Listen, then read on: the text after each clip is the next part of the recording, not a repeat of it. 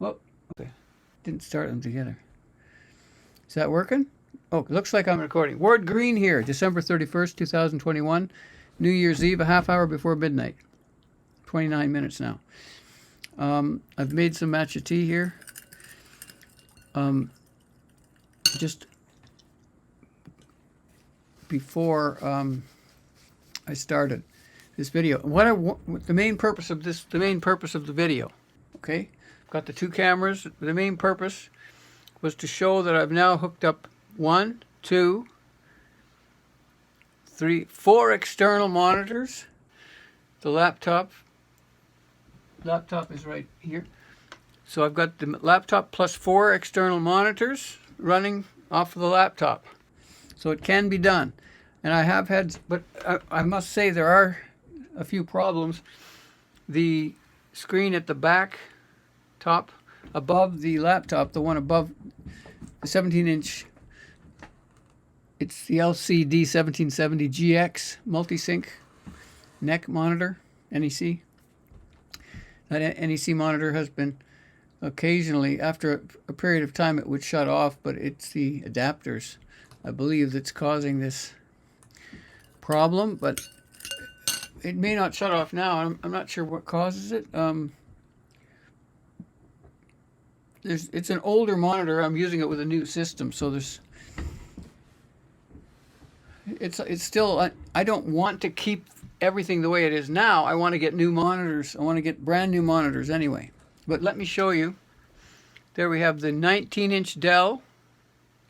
Where is it? Yeah, the 19-inch Dell, 17-inch NEC, the laptop, M1 Max 16, the AOC 32-inch Q, what is it called? Let me look it up here. Maybe I can look it up. I should be able to look this up. Yeah. Display. I'm going to look it up here. It's called the Q32G.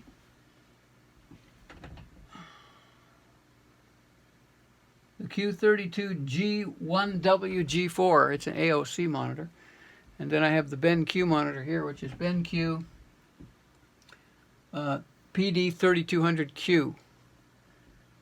PD3200Q. They're both VA monitors, I believe, both of these monitors. And one of them, this one, the AOC, has a very high refresh rate capability. So currently it's operating at 75 hertz currently, but on the M1 Mac Mini in the other room, when I was running the M1 Mac Mini in the studio, this was at 144 kilohertz because it's a gaming monitor.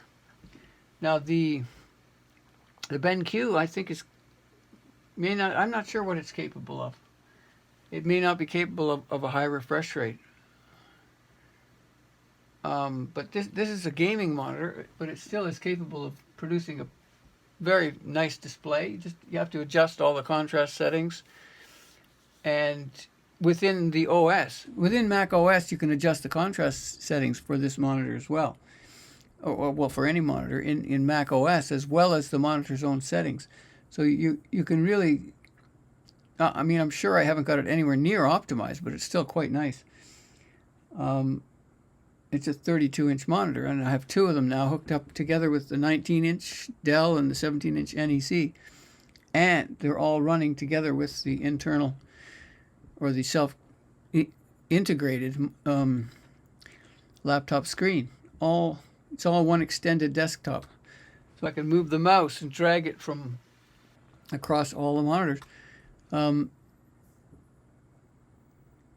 So I mean, the details are not that important. But what you have to do is make sure that you situate your monitors in such a way that there's no gaps. If there's a gap, you can't get the mouse across. So you need to have a situation where you can touch the edge of every screen to every other screen, and then put one underneath maybe or something, if you want to bridge across two of them with the underneath one. Like I've got my laptop screen underneath the one above it and the one to the side. Those are above as far as the computer thinks anyway. they are above the laptop display. What am I?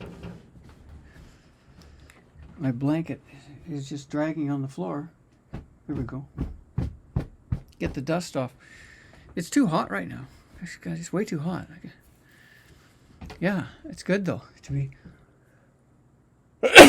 good to be warm enough. That's a bit of dust allergy. Got the fire going. I've been running the fire. Had a very good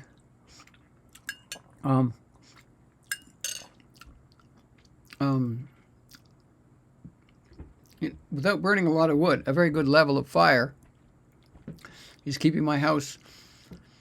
It went down to, well, it's above 60 when I have the fire going, but it's down below 60 at night after it's been off for a while.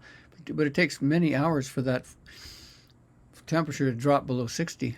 And then it was 57. That's the lowest it's ever been since I've been doing this. 57 degrees in the house, Fahrenheit, which is 11 degrees technically below room temperature. Fahrenheit, which is about 5 degrees or 6 degrees below, wait a minute, that would be 5 degrees, I guess, eh?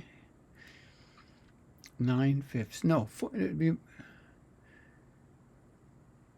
what is 5/9 of 11?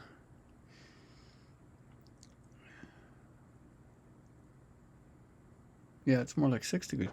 About 6 degrees below 20. So it's about 14 Celsius. So 14 Celsius is what my house was at. But in the bedroom, it's toasty warm because I have a small heater in there. So I don't feel that temperature until I get up in the morning. And then when I get up and I put on my warm clothes, I go down and start the fire. Bring it back up above 60. And I have a small heater in here as well. So everything is,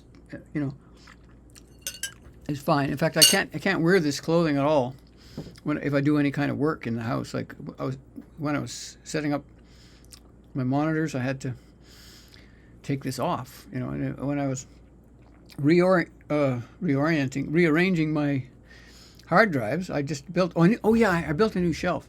That's the other thing I wanted to show is I built a shelf here. So, I guess I better use this camera. I want to be quick about this video too. I don't want to take too long because I want to upload it because it's fast approaching New Year's. So let me see if I can do this without shutting off the video. This setup, if I can show you behind here, this monitor here stands on a shelf. Okay, it stands on this shelf. You're not going to be able to see it very well. Where's my hand? Here it is, yeah. This shelf here is extending this way, but it's clamped to this slab that runs across. Let me get across here. There's a slab. There's a slab. Can you see this, I wonder? This big slab of wood down here. It's a big slab of wood. But below it, underneath it, I put a plank, a 1-inch thick plank. Let's go back here. I'm not going to be able to. I'm not going to be able to display on the camera. It's not going to help very much, I don't think. But there's like a 5-inch thick slab of ash that I cut from my tree. It's 30. I don't know how long it is. How long is it? One of the pieces I cut was 38. Or not one. I don't mean I cut it. One of the pieces was 38 that I didn't, and I only cut one of the two pieces from the ash tree. The other one's tiger maple. The tiger maple might be the one that's 38 inches. I think it is. But the slab is shorter, I guess. but it doesn't really matter. They're both about 38 inches, I guess, but the shorter one is several inches shorter at each end. And at one end, my little Himalayan salt lamp is standing on the flat tiger maple. The tiger maple is 1 inch thick, but it's smooth, flat. The slab is very rough. The slab of ash, it's like 5 inches thick, and it's never been planed flat. It's just bumpy. But I put on top of it, why is it? What did I put? What's on there? Oh yeah, the plank. Yeah, it's a 3-piece design. The bottom piece is, no, it's 4, because I have a stool standing on the floor. So this stool right here, that's the stool that is supporting the monitor, the Dell monitor. That stool was put there first with the monitor on it, and I was using it like that. But then I realized, oh, this is a proof of the idea that design is not merely in the head. You have to start doing it before you make progress. But planning does help a lot, but it doesn't do enough to plan. You'll never realize all the details. You won't be able to achieve as much with planning and then executing your plan as you will by doing planning and then doing improvisation as you go along. I mean, if I'd planned this, it would have taken years of planning to build a structure to get it right. But because I improvised, I was able to do it in a few hours. And what I did was I realized, well, this took a couple of days to realize that I could, and then from the first realization to the actual doing of it, it took several days. But I realized I could put this tiger maple plank. Well, I didn't know I had this plank. I just knew I probably had some piece of wood I could use, or I could cut a piece of wood. I always look for pieces I don't have to cut. And I found a piece I didn't have to cut. It was about that wide. Maybe something like that. And it was 38 inches long, and it was 1 inch thick. So it's strong enough. It's thick enough that it's spanning across from the stool to the corner of the table. So there's a triangle between the table and the stool, basically, except the stool is not connected. It's not a triangle. It's just a V. So you've got the table. Let's put the table vertical. I mean, not vertical, but I'm saying we're looking at it from the top of the table. Okay, and this is I can't do this because it's a mirror image. There. So we're adding into this table.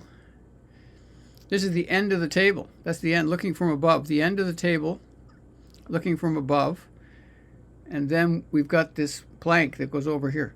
We've got a stool here, a stool, and then the plank is spanning across and onto the corner, from the stool to the corner, from this stool to the corner. It's a V shape. It's clamped to that stool with a clamp so it can't slide off, and then here it's clamped to the table so it can't slide off. So that's a reasonably sturdy structure if you don't bang it too hard. And you have to be careful with all of the equipment not to bang on it, or not to bump into it, or not to swing things at it, or not to do anything crazy. So I think it's strong enough for a temporary structure, certainly. And as soon as the danger starts to increase, it can be strengthened.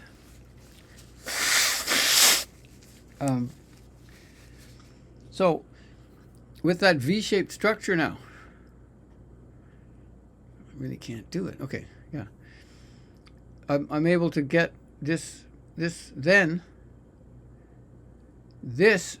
shelf that runs across. On top of that, I put a 5-inch thick, slightly narrower piece of. It's narrower in some spots anyway. It's not uniform in width, but it runs along it, and it sits on top of this plank, and it's 5 inches thick, so it raises the height of the monitor that I put on top, which is the NEC monitor on top. So, but not only that, I needed the NEC monitor coming closer to me, so on top of the plank, after we had this plank in place, we had we have this slab on top of the plank. Then I clamped another piece that brings it in this direction. There's a plank of plywood clamped this way. It serves as a tabletop on top of the rough slab as well. I can put a few vitamins and things on there, but also it's clamped this way, and then the monitor stands on there, and it's supported by the clamping of this piece to the plank, and so it's all there. It's in a working structure. But then on the other side of the slab, at this end of the slab, I have some spare space, which I glued some blocks of wood onto it to make a flatter table, and with some very temporary type glue. And then, but it's strong. And then I can put I was able to use that tabletop to put one of my hard drive docks. My OWC dock is on there. So now it's close enough so I can plug it into so everything can be plugged in now to my setup. So it's all my hard drives are plugged into the same. I haven't really tested them all to see if they all will connect, but I'm fairly confident they can all be connected now. When their power is turned on, they'll all connect and everything. I've been experimenting for several days or weeks with the M1 Mac Mini. Right now the M1 Mac Mini is turned off, so I don't need to run that. In fact, yeah, it's possible. It's quite amazing. Maybe I should that's right, I should probably keep my preferences. Well, I think if the power ever failed to this monitor, I'm thinking the Windows would jump to the other monitor, possibly. But if they didn't, I might have to reboot or something. I don't know, but because if I'm not worried about a power failure, I just turn this power off. You know?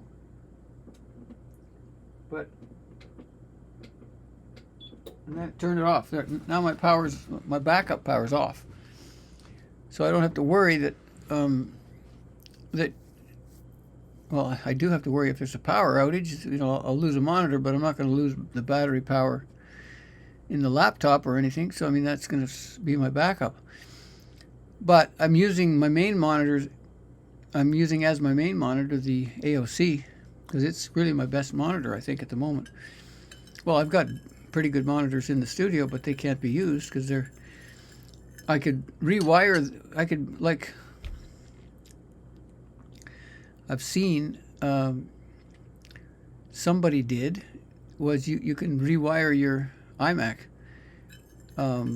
These older iMacs, you can buy a device to convert the display of the iMac into an external display for some other computer. So that could be done, but I mean, it's a tremendous amount of work, and it might pose some difficulties, along the way. But it's a great project for a lot of people who want to have that experience. Oh yeah.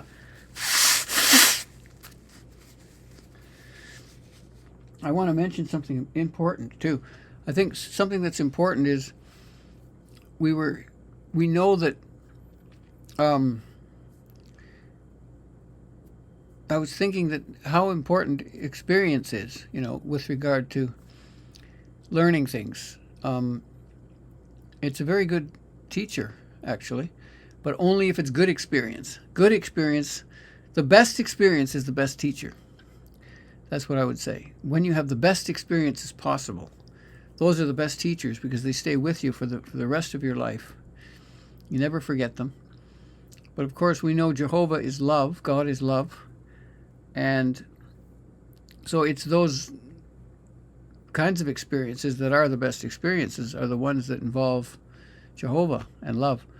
But, I mean, really, it's not true that, well, we know experience, it can be a very bad teacher because you can learn all the wrong things from experience too. That's what happens in almost every business or every profession in the world. because they all learn the way other people do it, and they do it that way, and they never are open to a better way. So it's wrong to have that approach. Anyway, I think I better sign off. It's been a fantastic year, and also I'm having trouble with the idea of trusting our health to doctors when the doctors can't even cure the common cold. That's a thought that just occurred to me. And especially since there is a cure, and it's well known among the people who know. So, I mean, as I've presented it already, and it's very well known, and it's not just the cure for the common cold, it's the cure for a lot of other things. So, I mean, how can we trust a profession that ignores that? That's the question, I guess. It really has to be seriously pondered. How can we trust them with anything if they don't have the cure for the common cold? So this is Ward Green, December 31st, 2021, saying